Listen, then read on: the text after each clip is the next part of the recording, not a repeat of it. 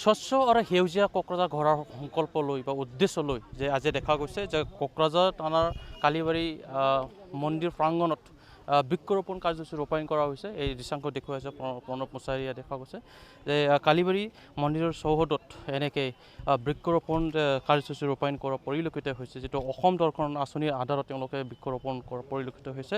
ইয়াৰ মন্দিৰ পৰিচালনা সমিতিৰ সকলো কৰ্মীবৃন্দৰ লগতে জ্যেষ্ঠ নাগৰিকসকলেও ইয়াত অংশগ্ৰহণ কৰিছে যে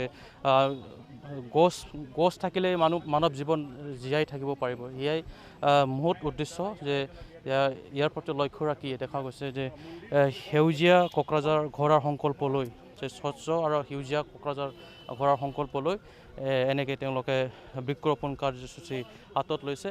পোনে পোনে ইয়াতে মন্দিৰ পৰিচালনা সমিতিৰ যে সভানেত্ৰী ইয়াতে আছে, তেওঁ মুখৰ পৰা কিছু কথা জানিবলৈ যত্ন কৰিম যে কিহৰ বাবে তেওঁলোকে এই কাৰ্যসূচী ৰূপায়ণ কৰা হৈছে। কিবা আঁচনি চেংচন কৰি দিছে, তো চৰকাৰে যিটো আঁচনি ধৰি দিছে সেইটো মানে সফল হ'বলৈ হ'লে আমি কাম কৰিব লাগিব।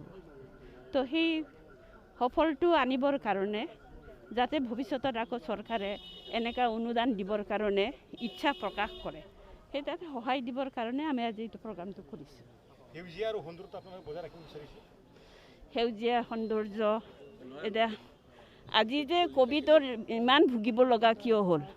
আমি মানুহবিলাকে গছ গছনি ধ্বংস কৰিছোঁ। যি গছৰ পৰা আমি বাচি থকাৰ কাৰণে অক্সিজেন পাওঁ, সেই অক্সিজেন ক'ৰ পৰা আহে? গছৰ পৰা আহে। তো সেইবিলাকে আমি মানুহবিলাকে ধ্বংস কৰি পেলাই এতিয়া আমাৰ মানৱ জীৱনত এটা সংশয় আনিছে।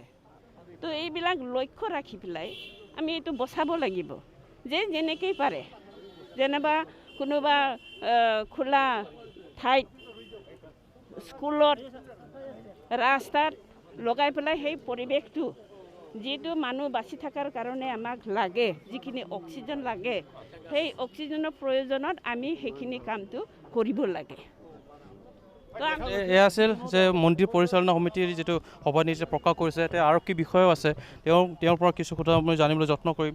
তাৰ আপুনি যিটো বৃক্ষৰোপণত কাৰ্যসূচীত আপুনিও অংশগ্ৰহণ কৰিছে, কি বাৰ্তা দিব বিচাৰিব? হয়, তেওঁলোকৰ আমন্ত্ৰণ মৰ্মে কালিবাৰী মন্দিৰ কমিটিৰ আমন্ত্ৰণ মৰ্মে আজি আহি নথৈ আনন্দিত হৈছোঁ। তেওঁলোকে যি অনুষ্ঠানটো হাতত লৈছে বৃক্ষৰোপণৰ, এই পৰিৱেশ প্ৰদূষণকে ধৰি আমাৰ বাতাবৰণটো সৌন্দৰ্যপূৰ্ণ কৰাৰ কাৰণে অতিকৈ সুন্দৰ পদক্ষেপ লৈছে। সেইবাবে মই তেওঁলোকক ধন্যবাদ জ্ঞাপন কৰিছোঁ আমন্ত্ৰণ কৰাৰ কাৰণে। ধন্যবাদ। এয়া আছিল যে আৰক্ষী বিষয়ে তেওঁ ইতিমধ্যে এটা ইতিবাচক যিটো বাৰ্তা বিলাইছে যে গছ থাকিলেহে মানৱ জীৱন জীয়াই থাকিব। যিহেতু কোকৰাঝাৰত এটা সংকল্প লোৱা হৈছে আই লাভ কোকৰাঝাৰ। এই আই লাভ কোকৰাঝাৰৰ আধাৰতে যে কোকৰাঝাৰ চহৰখনক স্বচ্ছতা আৰু সেউজীয়া যে কোকৰাঝাৰ চহৰ গঢ়াৰ সংকল্প লৈ ইয়াতো যিটো কোকৰাঝাৰ থানাপাৰা যিটো কালিবাৰী মন্দিৰ প্ৰাংগণত আজি বৃক্ষৰোপণ কাৰ্যসূচী ৰূপায়ণ কৰা পৰিলক্ষিত হৈছে। ইয়াৰ পৰাই মন্দিৰ পৰিচালনা সমিতিৰ ফালৰ পৰা তেওঁলোকে ইতিবাচক যিটো বাৰ্তা বিলাইছে যে গছ সকলোৱে ৰুব লাগে, গছ থাকিলেহে মানৱ জীৱন জীয়াই থাকিব পাৰিব।